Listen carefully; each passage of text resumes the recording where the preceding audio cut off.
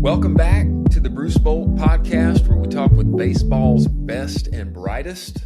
I'm Chris Hall, your host, and I'm joined by our illustrious founder and CEO, Bear Mayer. Today, number one, you're here. We're glad that you're here. Again. Appreciate it. You're going to be on the road again soon, but you're here for now. Saturday we go to Boston, go and see a Red Sox game, and then we have we've been working with the NECBL this year, so we're gonna go and they've got their All-Star game, Home Run Derby. I don't think championship yet, but I'm not actually sure. I gotta go and look at it, but we're doing NECBL. Then I'm off to Chicago. Wow. Glove giveaway with Ian Happ in Chicago. Big. Then after that, we're off to New York. Glove giveaway with Brandon Nimmo. And this guy's a world traveler. I'm back on the 29th. So we got a little 7-day trip, and then back to Austin before headed to San Diego on the 3rd. And in the midst of all this travel, we've found a way, and our guest today has found a way to make some time for us to jump on the pod.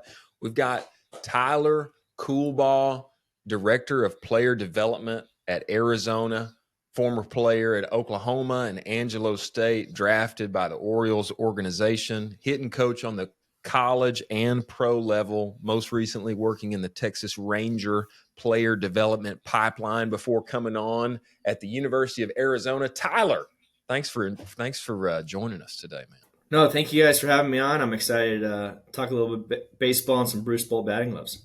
You know, I like talking about baseball and Bruce Bolt batting gloves too, so we have that in common, Tyler. Coach, can I call you Coach? Should I call you Coach? Okay, That's Coach. Fine. Coach. Not all of our listeners are current college baseball players in historic programs, with multiple national championships like the University of Arizona. So just give us a little insight, man. What does a director of player development do, man? What goes on in your day-to-day? Yeah, there's a lot of things that go on with the perks of the job. Like you said, I'm definitely blessed to be at a program that I'm at, the University of Arizona, with 4 national championships, and hopefully we can continue to build on that. But some of the day-to-day insight is a lot of player plans. So we'll do like infield player plans, outfield player plans, hitting player plans, pitching player plans for guys that need improvement, what their deficiencies are, and try to iron those out with the rest of the staff and get these guys better on an everyday basis. And then a lot of technology, with the use of TrackMan, some high-speed cameras, the blast motion for the hitting. A lot of that will go into place as well. And then when it comes to game time, a lot of scouting reports, how we're going to defeat the opposing pitcher that night, how we're going to do some defensive positioning and alignment of getting the most outs that we can. So that's a little bit of what I do here at the University of Arizona. That's a big scope. That's a big scope. There's a lot going on there. There's a lot going on there. You've got individual player plans. You're managing this, what I think is I want to talk more about the technology that you're using, because to me, a lot of the terms and tools that you were talking about there are totally brand new to me. I know what the TrackMan is. I used that for golf the other day. You did? And it told me I didn't hit the ball straight. But yeah. But before we dive head off, totally immersing ourselves in said baseball tools, we'd love to know a little bit more about you, Tyler, and where you came from, man. Bring us into, what was it like growing up? Where are you from? When did you fall in love with baseball? Just give us a little bit of the origin story there, Tyler. Yeah, absolutely. So I am from Colleyville, Texas. So I'm kind of sandwiched in between Dallas and Fort Worth there. Grew up there my whole life. But I traveled a lot since my dad was a minor league coach and then a major league coach during my childhood. So pretty cool experience for me. I was able to kind of grow up in the dugout, learn from a lot of great coaches, but, be around a lot of players as they were coming up through the system. I remember when he was in AA Frisco, we had like Elvis Andrus, Chris Davis, Herman Duran, all those guys made it to the major leagues with the Rangers. So, but I saw them when they were, 18, 19 years old and running around and showing me kind of some tricks of the trade. So I was very fortunate in that way. Then I went to high school at Grapevine High School, played there for 4 years on the varsity, then got the opportunity to go to the University of Oklahoma, which was a little bit of a family situation since both of my parents went to Texas and I chose Oklahoma. So we had, yeah, I know. So my dad was an All-American at Texas. My mom went to the University of Texas. Wow. My uncle went to the University of Texas, and then I went to Oklahoma. And then actually my younger sister followed me, and she ended up going to Oklahoma too. So now it's a split household. I know. Real quick, were you an All-American at Texas? Chris was the center under Colt McCoy. Just heads up if he didn't. Oh, that's awesome. No, he did not tell me that. That's too often, but I mean, I was gonna ask Tyler. I mean, did you get invited back to Thanksgiving, man? I mean, after you put on the crimson and cream, I don't know. I mean, divided household. I mean, things are okay there. Yeah. No, we're all good. We're all good. So. Wow. So, yeah, man, you're truly a baseball kid growing up through and through in the dugouts, meeting all these guys, and going on to play. I mean, I'm interrupting you now. I mean, keep going. No. Man, this is. I mean, you truly were raised up on the diamond. Yes, absolutely. Yeah, from the time I was born, it's all I remember is growing up in the dugouts and the stadiums and traveling on the buses with my dad. So I got the minor league experience at a really young age. And then, loved it so much that I kept in it. And then was fortunate enough to get drafted by the Orioles and played there for 3.5 seasons. And then I started my coaching career. So unfortunately, I couldn't play longer. I ended up, so I tore my quad my first year. I tore my other quad my second year. And I tore my UCL in my left thumb. I had to have surgery on that my third year. So it was a mess. I couldn't stay healthy, and so opportunities were limited there for me once they got to the professional ranks. Wow. Yeah, that'll do it. Conclusion I came to. That'll do it. Both quads and ACL. Well, I can just say on behalf of Bruce Bolt, on behalf of the Longhorn faithful that I know here in Austin, Texas, we're not going to hold the Sooner thing against you. Okay, you're in the family here. It's a safe space. They don't hold it against you until you beat them again. Right. That's right. That's how UT fans work. So totally baseball family. Did you play anything else growing up? Or was it baseball only and ever, and we never move outside of that circle? No, I played football up to my freshman year, and I played basketball up to my junior year. I feel like in Texas you have to play football, otherwise it's not a good look. Everybody in Texas plays football, so it's not. There you go. Anybody watching, just if you want to understand how crazy Texas high school football is, there you go.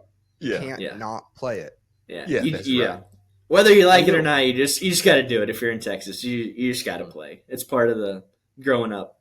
It's just part of it. And eventually, if you're stud in one of the other sports, everybody they kind of give you the nod. You peel off. It's okay. Off. It's okay. Right. You can peel off now. You've done your duty. We all showed up on Friday nights. You were there, but you can honestly like having to. I think it's kind of comparable to like having to serve in the military in some countries. Like you're required to serve a certain amount of years. Love that. Like just a little bit. Love that. You got to do your duty. Yeah, exactly. That's right. That's awesome. That's a good way to put it. So you're obviously, you eventually stopped playing football, stopped playing basketball, progressing in baseball. Now you are where you are, and you're managing this large scope of what's going on with the University of Arizona. I did a little research, Tyler, and don't get mad at me, but I had to Google you. I had to Google Coach Tyler. You see what's going on. I read some of your news clippings. Okay, the people like you. The internet's a fan. Okay, I just want to read this. I'm just going to read it out loud. Go ahead, Chris. Okay, read it out loud. It's okay. So I know you're a humble guy, Tyler, but I'm just going to read this out loud for everybody. Right.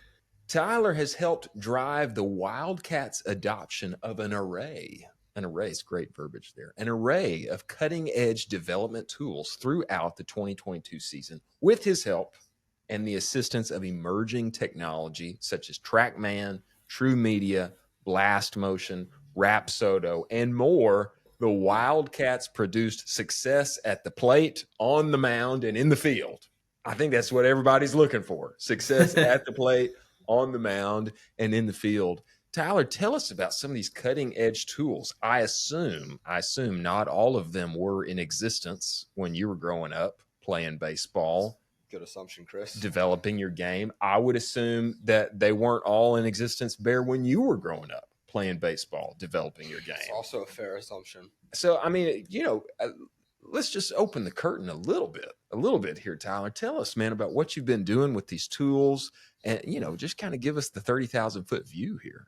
Yeah, so, I mean, we basically here at Arizona are blessed enough with the resources and financially what we can have. So we basically have every technology tool that you could think of. I think it's important because especially nowadays, everybody has that growing up. All the kids have the tools available to them. So some kids like other things that others may not. And you kind of see that from the West Coast versus the Midwest or the East Coast of kind of what tools stick out to them. So we have everything that you can imagine and want, and that's just for the players' development, and so that we can get them to their absolute best at every day. But some of the main things we have is TrackMan. That's probably the biggest one. That's an on-field, and it just captures everything. So the ball coming into the plate, the ball leaving, so it gives you, like spin rate, velocity, what the ball's doing. Is it appear to be rising? Is it breaking a lot down? Is it go horizontal, left or right? Just kind of what the ball's doing in number based wise, and then hitting, it'll give you how hard they hit it, the launch angle, where they hit it, and that's how we can kind of start getting some of these defensive placings. Because it plots, where these guys are hitting it, how hard they're hitting it, the distances, all that stuff. So that's the main one. And then actually we have a portable TrackMan as well, so you can move it around. You can take it to the bullpen settings for those guys, so they can get their metrics and data and work on making their pitches better and nastier, so they can get more strikeouts. Strikeouts are good. Yes. That is wild. That's wild. In my mind, when I grew up playing football, obviously we filmed all our games. You got big coach, running the remote there, and he's pointing out what's going on and such. But there's no way that every throw, every pitch, every whatever is getting tracked, and right. You got measurable data on how fast is coming in, was he rising, what direction, blah, blah, blah. That is incredible. That's incredible. And so you get that information and you're able to digest that. You digest that for the guys, or do you just make it available to them and it's up to them to get into it? What does that evaluation process look like for them? Yeah, we do a little bit of both. So we will have meetings with our staff, and we'll put together some things that we feel that are important. And we have a great analytics team. We actually have an analytics team to help code and do some different things that make it easier to read for the players, so they're not just overwhelmed by this information, because it's a lot of information. So what we'll do is we'll kind of dummy it down a little bit and let these guys be able to just see it on, clear and a precise picture. But we also give the players access to it if they want to go off and look at it themselves without the coaches. Like, we give them the freedom to do that as well. But a lot of times it'll be for the coaches just to see for themselves and kind of give feedback to the players as needed. That's incredible. Pretty good stuff. I didn't have that in high school. And if it was available, we didn't use it.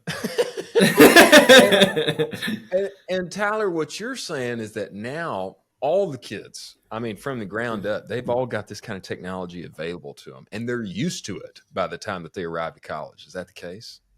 Yeah, absolutely. I mean, I think you have the drive lines and the tread athletics, which are these massive facilities that all these kids train at, especially coming into college, and they're training there, and they're getting the information, the data, and they understand all the pitch design, pitch metrics stuff. So we have to be able to talk that language and understand what the kids want, because at the end of the day, it's you still have to recruit. You got to recruit the kids to come to your school and why they should choose Arizona over choosing any other school in America. So you got to have those advantages, and that's what we try to use. So you got to be prepared at all times. That's wild. Crazy. Tell me about True Media, Blast Motion, Rapsodo. What's going on there? So Rapsodo is very similar to TrackMan, but everything on Rapsodo is based off perceived. So it's kind of more of a guesstimate, but we have that for the cages that we'll use. So it's the same thing, batted ball flight information. They'll use it in the bullpens. It'll get all of their pitch metrics and kind of plot it where it was on the plate. Blast is it's a device that you put on the bottom of your knob for hitters only, and it gets all your swing scores. So it kind of tells you if you're in the zone early, if you're staying on plane for a long time. It gives you rotational acceleration. It gives you some tools that allow us to let the players see it visually. I think that helps when they can actually visually see some stuff. Sometimes when you just tell them, they don't understand it, or they can't go off of feel. So it just gives them visualization to see where they're at, and some numbers for them. And then the last one, True Media. True Media is probably the best system that we have. And that's where we do all of our scouting reports. It gives us all the information analytically wise, but it has video, everything that you could possibly need to know what the pitcher has or the hitters you're facing. They have it all. So True Media is great. So that's what we use for our scouting, though. That is incredible.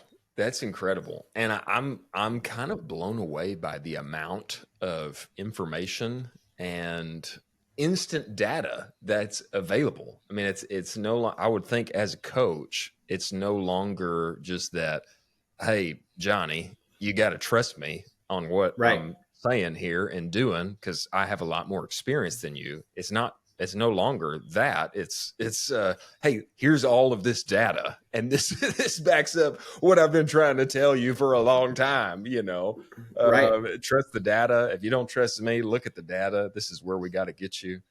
That is really interesting. By the way, that mic just fell off. Yeah, we had a mid-podcast blooper, but I saw that. That was a nice recovery. I'm good like that. It was a good recovery. I'm just surprised by how much goes into it. I mean, I guess I'm not surprised, but there's just a lot that goes in to what you do. And for me, I don't know if anyone else agrees or if maybe I'm just in my own world, but I've always felt like personally, I've never fully understood. I mean, as I've gotten older, I've understood it. But what goes in to coaching? Like I've always just kind of looked at it like, oh, they're the coach. They do well, they do well. They don't do well, oh well. Like I've never really thought of how much actually goes into like how much you're telling each player, how much research you're kind of doing on the back. I've just always looked at it like, oh, Nick Saban just goes out there and coaches. He's not actually, he's just there. He's good at telling them what to do, but other than that, I mean, but no, I don't know. I don't know if anyone else has ever thought that way, but that's how I thought for a long time, is that coaching was just you go out there and you tell the players what to do. To me, I feel the same way. It's phenomenal to see how sports has evolved over the past 15 years. When I played football in college, we for sure had nowhere near the amount of personal, planned, data-backed assessment and development like you're talking about here, Tyler. I mean, it's incredible to me. And now this is not only available to the best of the best, so to speak, that are playing at places like Arizona and Texas and other places. This is now available. It's available to kids across the spectrum and where they're playing and what level they're playing at. To me, that's phenomenal. Tyler, do you see the kids that are coming through and playing baseball now, arriving at Arizona and other places, do you feel like these tools have given them a significant advantage such that their swing and their play is better versus, what you experienced? Do you feel like the players are more advanced in their play because of all these tools that are now available to them by the time they arrive to you? Yeah, I definitely see that. I see it more on the pitching side than I do on the hitting side. I see. The hitting side is coming. It's a little bit more challenging to track some of the stuff just because you're not in control on the hitting, right? Like something is coming at you. So, but for the pitching side, absolutely, I think that these guys are growing up. They're learning how to spin the ball better, learning pitches at a younger age, and having quality pitches. And then going out there and executing in the game. So they kind of have a leg up and they know what they're doing. And it's definitely been a huge development for them. Wow. One question I have for you, Tyler, because, you've been a hitting coach for so many years. I mean, you've done it yourself on an incredibly high level. When I was playing baseball, I'm just going to be honest, it's a scary deal to be in the batter's box. It was for me, and I was a big guy and everybody expected me to hit all these home runs. I never did. I never hit a single home run, I mean, you're there in the batter's box. It's mano a mano. Everybody's watching. You got 9 players looking at you, and you're out there all alone. It's not like football where you got 10 other guys that are by your side, and you're working as a team to accomplish. I mean, it's you, man. You're out there. You're in the box. All eyes on you. What goes into the mindset? What mindset makes a good hitter? And then also on the other side of that, how do you get out of a slump? How does one do that? I just remembered I'm not hitting, I don't want to sit. I got to hit if I don't want to sit. I mean, but I'm in a slump. I never figured that out. I never figured it out. What goes into the mindset of a good hitter, and how does one eventually get out of a slump should you get into it? Yeah. I mean, I would say the first part is, the best hitters that I've been around, especially here at Arizona. We've had 2 back-to-back great ones with Dan Susak and Chase Davis, both being drafted in the first round the last 2 years. Wow. But I would say, for them, they're fearless. They're ready to attack every pitch, and they know that they're better than everybody else at that time, right? Like they may not think it off the field or be that type of person in the locker room, but when they're up at the plate, like they know they're going to beat you. That type of mindset is what makes a really good hitter. And second is they always have a plan. They know what they're trying to execute before they go up there. They read over the scouting report. They know what type of pitches they're going to get. They know what the situation is out there, what they're trying to execute. And then they based off of the plan and knowing it so well that, they know that they're going to have success before it even happens. So I think that's a huge piece. And that's what I've seen from the great ones. Have a plan and attack. That's right. Yes. It seems to be the common answer amongst like Harrison, Brandon. Yeah, that just seems to be what you got to do to be the best. And I can tell you right now, I never had a plan, and I didn't necessarily attack.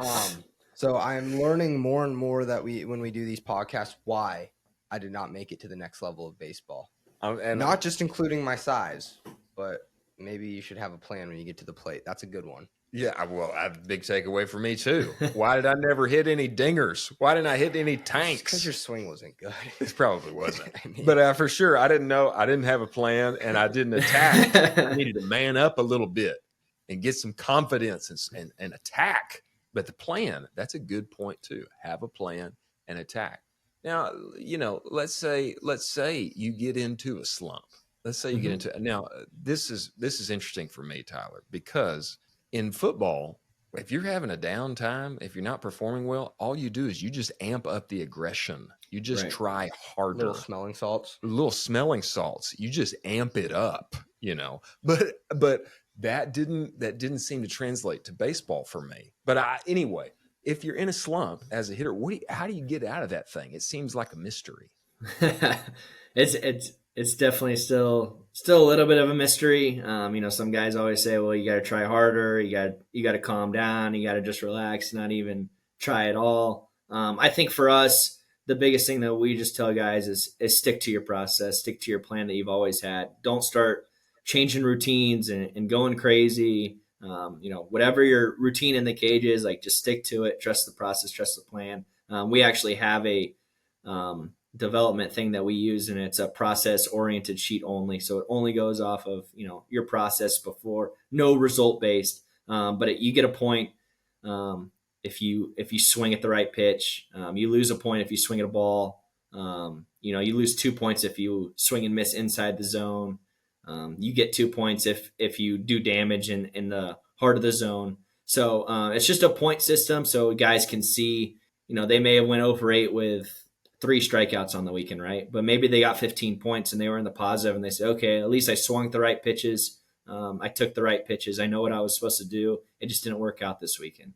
So it kind of gives them an ease at mind, and vice versa. It goes on the other way, right? Guy may be 7 for 12 and he got -4, and it's like, hey, remember, you're not going to be as lucky. You continue to swing at all these bad pitches, right? Like, you had a great weekend, but let's try to dial it back in next week, stay inside the zone. So I think it can kind of go both ways for the guys and just kind of help ease the mind of some of the players. That's really interesting to hear about. Yeah, I think it's pretty interesting. I think it's pretty interesting to know that you guys got that point system thing. Do you do that? You just do that after games? Do you tell guys after games, like, hey, this is the points that you picked up after that game? Or yeah, so we do it starting in the fall so that all the newcomers will start getting used to it and understand. So it'll be placed after every inter-squad game, and then it's usually placed after the week. So then obviously the totals will go up, and usually a lot of times most of the guys are in the positive by the time 3 or 4 games have been played, just because here at Arizona, like, that's our number one thing is plate discipline, swinging at strikes, taking balls. So hopefully all of our guys are in the positive. But yeah, we'll post, and then during the season as well, we'll post it after every game, after every weekend series, so they always see it. So it's a fun little competition between the players as well. Do you guys have a champion that gets crowned at the end of the year? Do they get anything special, like, you buy them a milkshake? No, but that's a good idea. Maybe we'll have to do that, especially if our players are watching this. I'm definitely have to get them some milkshakes or thanks, Bruce Bolt. Some sort of gift. You can just repay us by making Bruce Bolt the official glove of Arizona. Oh, whoa. No big deal. No big deal.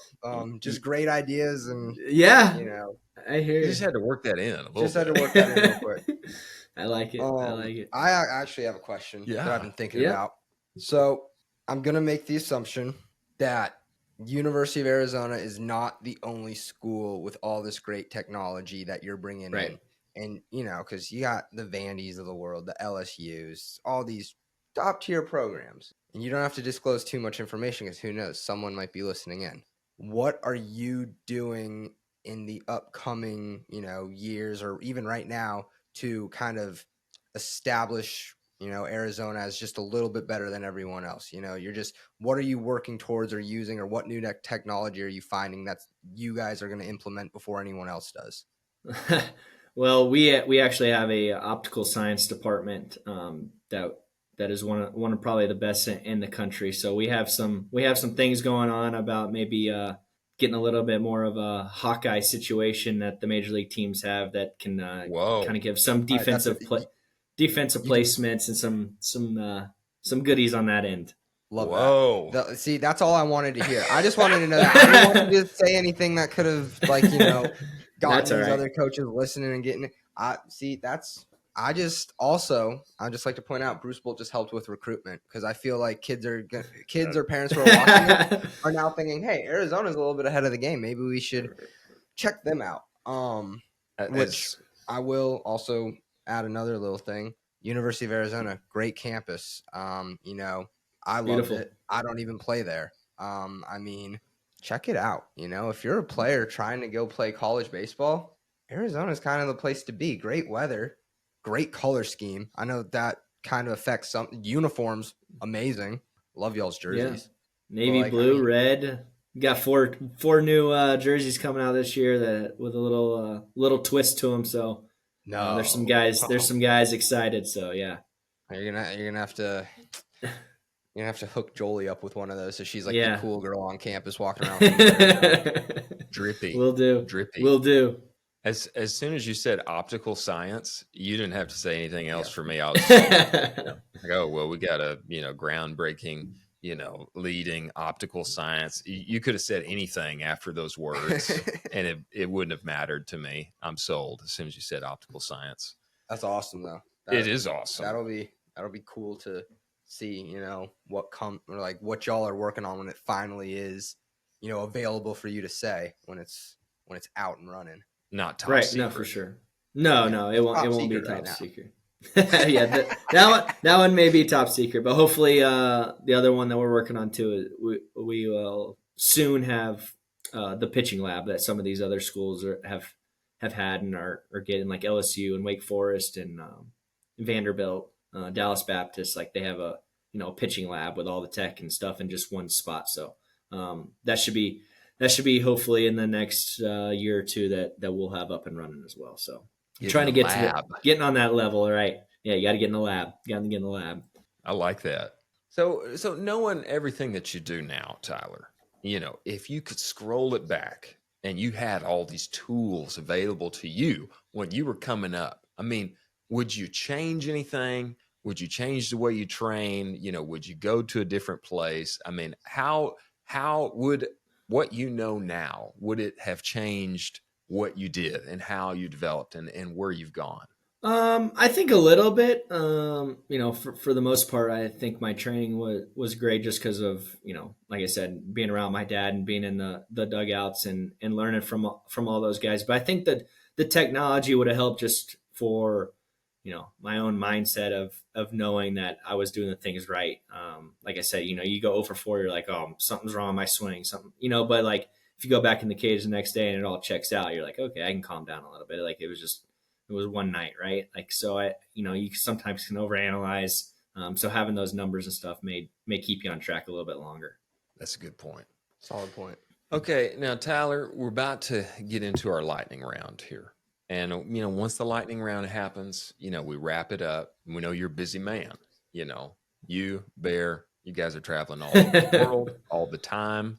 But before we get there, now that we've already brokered the deal that Bruce Bolt will be the official batting glove of the Arizona Wildcats.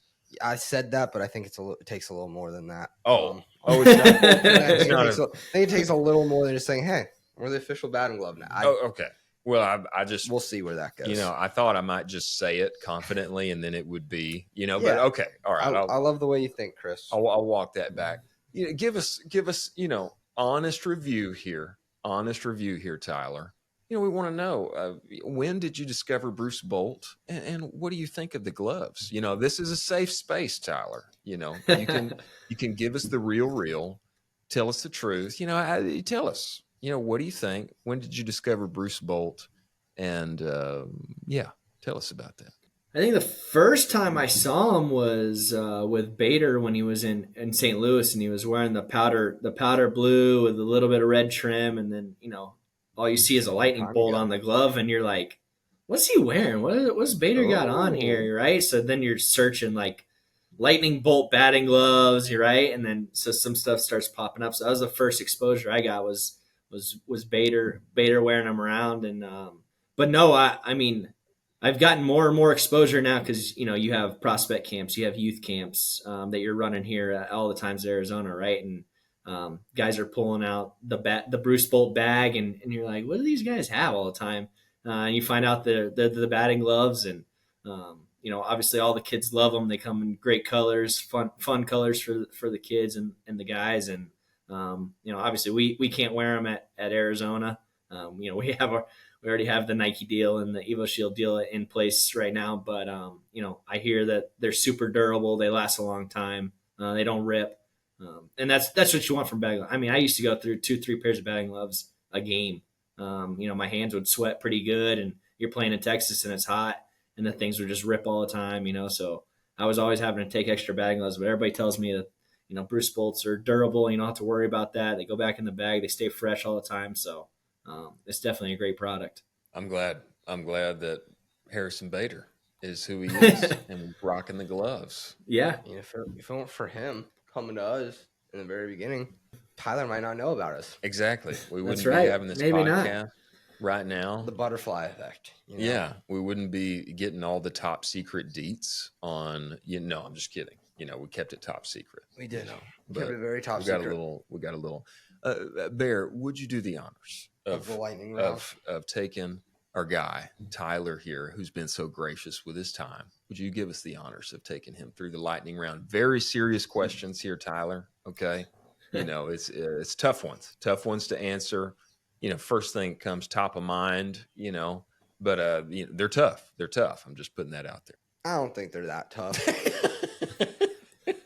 I don't. Okay. Well, let's just go. Ready? All right. Yep, let's Set. right. What's your favorite junk food? I'm going to go Oreos. Last meal on earth. Some sort of steak, shrimp, baked potato combo. Smart man. If you were an animal, what animal would you be and why? Ooh. I'm going to say eagle so I can fly different places. Travel the whole world. I thought you were going to say wildcat. I probably should have. If your life was a movie, what actor would play you and why? I like Bradley Cooper. I think he can do a lot of different roles. Serious, funny. He can kind of do it all. He can do it all. Like that. Who was your number one Spotify Wrapped artist? A lot of Morgan Wallen lately. I know, especially in the cages. All of our guys are big Morgan Wallen right now. So then it kind of transferred onto me. So now that's all I listen to. There we go. No shame in that. No There shame. we go. Favorite holiday and why? I'm gonna go Thanksgiving. I like the spending the time with the family, but the food, man. There's not much better than the food the next 3 days. So Especially since they welcomed you back after being a Sooner. Just kidding. That's true. That's true. Favorite childhood show? Ooh, Rocket Power. Rocket I Power. I I don't don't know if you guys remember that. I Yeah, didn't realize you it were was that like old. they were like skateboarders and bicycle guy. Yeah, you gotta check it out. Rocket Power. Rocket Power. I'm gonna look that up on you. Yeah. Do that. Dream vacation. Big snowboard guy. So maybe something like Swiss Alps and go snowboard. Like it. And then I'm gonna mix up this last question because obviously, you know what? No. If you weren't coaching baseball, what would you be doing? I'd want to be playing golf. Some way, somehow, I would have found my way into the golf I've game. heard yet on this whole thing. Out of everyone we've had, that's the most realistic, best answer I've heard. Best answer. All right, and then I've got one more. It's a little added question, but I'm assuming. I'm just gonna make an assumption here, and you can tell me if I'm wrong. But are the Cowboys back? Is this their year? We see the. Yeah. We see the. Why not? Absolutely. We see the jersey. Absolutely. I'm assuming we're a Cowboys guy because we got Elvis and Jason on the back wall. Yeah. So I'm assuming we're big Cowboy, Yeah. big Ranger. Yeah, Cowboys I mean, are back. I'll say Cowboys are back. I'll go on record and say it. What's the final record before playoffs? And Well, we're not even gonna talk playoffs. We're at 17 weeks, right? Now they got to play 17. There's 17 games in the season now. 17 games. Let's go 13-4 regular season. Wow. 13-4. Cowboys are going 13. Do they get the number one seed? Is that enough to earn them number one? I don't know. Eagles are pretty good still. Bro, It takes a man to admit that. you are. Well, here's why. Here's why, because OU had Jalen Hurts, so like I have some. Oh yeah. Oh, I got Those another OU question. guys. I got another question. Is Alabama allowed to claim Jalen Hurts? I mean, course. they have to, right? I mean, he's spent all of his time there and had two Fair. national Okay, so then championships. here's the follow-up question. Does Ohio State get to claim Joe Burrow? Oh no. I'm saying no because he didn't play. He didn't actually play a game for him, right? Oh, he did. He played in a couple Did games he? for the Buckeyes. Did he play in a couple did. games? He got playing time. He got playing time as a Buckeye. But If he I'm got just playing saying- time, I'll let him. I If see he all got these real Alabama playing time, fans. I'll give it to him. Okay, I see all these Alabama fans out here like, oh, we claim Jalen because he played for us before OU, but then they'll go and say, that, oh, Ohio State doesn't get to claim Joe. What do you mean Ohio State doesn't claim Joe? Like, I mean, based off of what you're saying, Ohio State, Joe Burrow was a Buckeye. Hey. Yeah, sorry, I just had to bring that one up after the Jalen like Hurts it. comment. I like all it. is, I like all it. is fair in love and football. Yeah. That's right. That's right. Tyler, we appreciate you making the time, coming on here, talking to us about all the cool tools and strategy and plans and things you're implementing at the University of Arizona. Help all those players get better in the box, on the mound, in the field. Really appreciate you taking the time and coming on the Bruce Bolt podcast, my man. Now, make us a promise. Make us a promise. Okay. If the Wildcats go all the way, make it to Omaha, win the big boy, make us a promise that you'll come back on the pod and tell us all about it.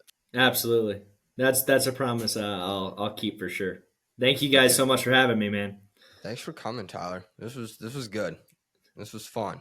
Appreciate you, Tyler. Chris had a great time. I did. I had a great time. I feel like I learned a lot. I feel like I learned a good amount of stuff. And I can't wait to hear about your optics science, at Arizona. You know, I'm excited to see that pay off. For sure. No, absolutely. No, you guys keep killing it. Keep making those awesome batting gloves. Will do, man. Appreciate Thanks, Tyler. All right, we'll talk to you later. All right. Thanks, guys.